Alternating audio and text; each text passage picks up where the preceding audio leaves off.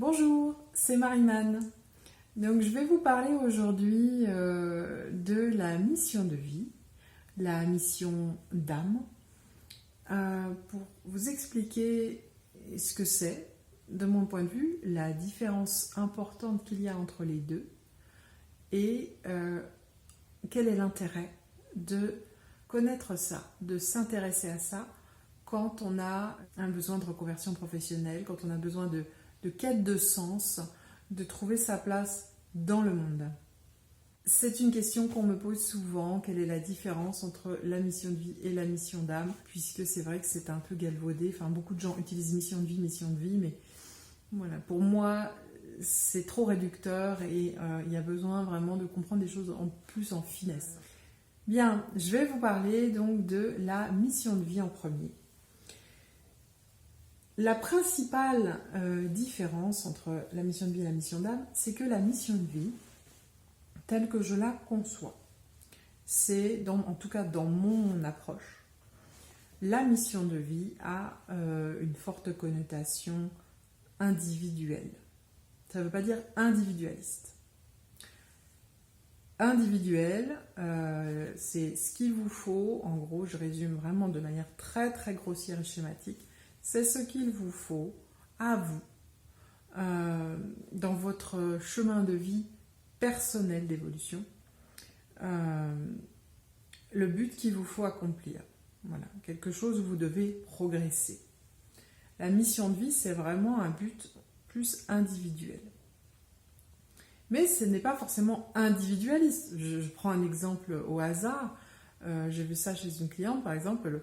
Elle avait pas fondé de foyer, de famille, et il se trouvait justement que ça faisait partie de sa mission de vie, de certainement passer à voilà, une sphère familiale, d'avoir des enfants.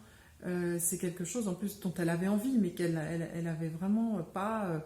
c'était une difficulté dans sa vie personnelle. Donc il se trouve que ça faisait partie de sa mission de vie en tant qu'individu pour son chemin d'évolution personnelle, de passer probablement à cette étape-là. C'est pour ça que c'est pas forcément individualiste, puisque forcément vous avez des enfants, vous allez vous occuper d'autres êtres vivants, vous allez faire des choses pour les autres. Donc c'est pas forcément individualiste. Voilà. La mission de vie, moi je la détermine par l'astrologie ésotérique. Principalement, pour voir au niveau du thème natal avec quoi vous partez, quels sont vos challenges individuels, vos prédispositions, votre personnalité de fond, des indications aussi déjà au niveau du domaine peut-être professionnel. Après, il y a bien sûr, ça c'est en discutant avec moi lors de mon coaching orientation et sens de vie, il y a tout ce que vous voulez accomplir après. Vous savez, moi, comment dire, le plus grand enseignant dans la vie, c'est la mort. Alors, je suis désolée de plomber l'ambiance, mais la mort, c'est vraiment le maître spirituel par excellence. Quand vous comprenez, c'est quelque chose que... Il y a quelqu'un qui m'a dit ça récemment, qui était complètement bloqué. J'ai rencontré lors d'un stage qui m'a dit « Mais comment on fait pour se botter le cul, hein, excusez-moi l'expression, mais pour sortir de ce rien, de ce blocage ?» J'étais complètement bloquée, visiblement, dans une problématique d'évolution dans son métier. Et il n'arrivait pas à en sortir, il était complètement... paralysé dans un changement important. Et bon, moi je lui ai parlé de diverses choses, mais c'est vrai que souvent je réponds aussi que aller faire un tour au cimetière. Ça peut paraître bête, ça peut vraiment paraître bête, mais je vous assure que allez voir au cimetière. Tant que vous n'avez pas compris intrinsèquement que vous êtes des êtres qui allaient mourir, vous êtes en train de mourir chaque jour, et c'est vraiment pas youpi la vie ce que je vous dis, mais c'est hyper fort, quoi. Si vous prenez conscience de ça en vous, que tous les jours, c'est un jour de plus, un jour de moins, comme m'avait dit un ancien collègue quand j'étais salariée, et je trouvais cette phrase, en Espagne, c'était un Espagnol, et il était allé un jour en vacances là-bas, et il avait croisé un vieillard sur un pas de porte, et à chaque fois il disait, ah oui, comment ça va? Et à chaque fois, le vieil homme lui disait, ah, un día más, un día menos. Voilà, un jour de plus, un jour de moins. Eh bien, c'est ça. Donc, comprenez que le temps s'égrène et qu'à un moment donné, eh bien, vous allez arriver à la fin. Il ne faut pas croire que cette fin, elle va venir à 80 ans, 90 ans. Puis vous ne savez même pas dans quel état vous serez à 90 ans. Mais il faut savoir que ça peut venir n'importe quand. Des jeunes, comme je dis souvent, des jeunes qui se croyaient immortels, il y en a plein le cimetière. Donc, allez voir, allez faire un tour au cimetière. Comprenez que la vie, elle est très fragile et que on est vraiment des créatures éphémères à l'échelle du temps, à l'échelle de... Voilà, la vie, ça passe tellement vite. Et la jeunesse encore plus. Donc, si on tient vraiment à se réaliser et à accomplir quelque chose qui a vraiment de la valeur pour nous, pour qu'à la fin, on n'ait pas de regrets. Moi, c'est ça, hein, je marche beaucoup avec ça aussi, c'est qu'est-ce que vous vous direz à la fin. Donc la mission de vie, voilà, elle est vraiment importante pour vous au niveau de ce que vous cherchez à accomplir à titre individuel. Et puis la mission d'âme, hein, ce que je viens de vous dire est valable aussi, se confronter à la mort et tout ça, ça donne de la... Vous savez, quand on met tout en perspective, c'est comme un tableau qui est plat, qui est en une dimension, il n'y a aucun intérêt. Par contre, dès qu'on met des arrière-plans, tout ça, des fondus, à un moment donné, vous voyez des choses avec une autre vision. Donc la mission d'âme, c'est la raison pour laquelle vous vous êtes incarné. Et pour moi, elle a une dimension collective.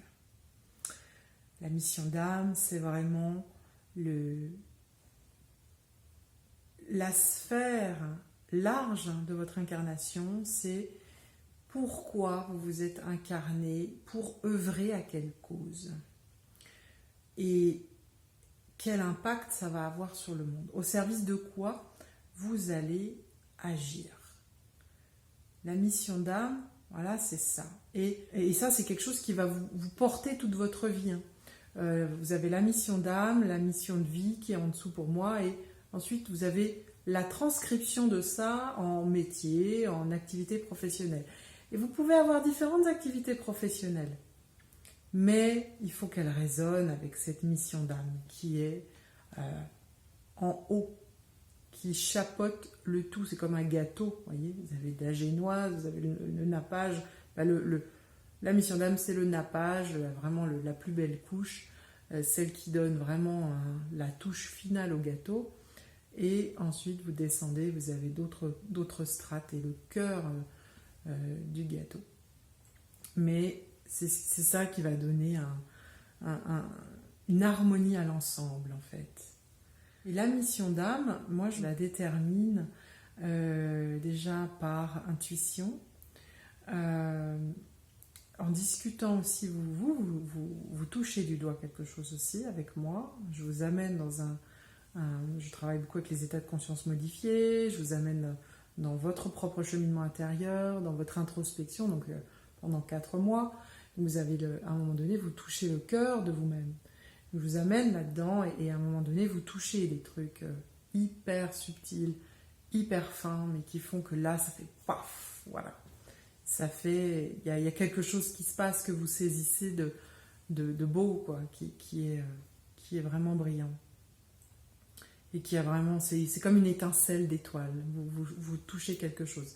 Et puis parfois, ça m'arrive d'avoir les noms de lumière. Alors ça, c'est encore un autre donnée. Je n'en parle pas parce que justement, je ne l'ai pas forcément. Je ne l'atteins pas forcément, mais parfois je l'ai. Donc le nom de lumière, c'est votre nom d'âme. Donc ça donne souvent une indication de la famille d'âme à laquelle vous appartenez. Il y a plusieurs familles d'âmes donc, qui ont un rôle, on va dire des tendances de fond.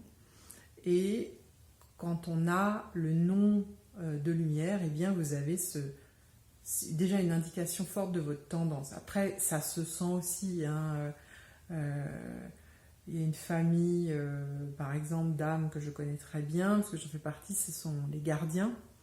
Donc les gardiens, voilà, il y a des traits généraux de personnalité, d'intérêt, de domaine qui leur tiennent à cœur. Il y a un profil particulier au niveau des gardiens. Mais il y a d'autres familles. Donc, je vais pas en parler là. Mais ça, c'est très intéressant aussi comme donnée, d'avoir ce nom de lumière quand il vient et d'en avoir une idée. Parce que c'est très précieux. Ça vient compléter, c'est comme une petite cerise, pour reprendre mon image du gâteau. Voilà, c'est la petite cerise sur le gâteau, sur le nappage.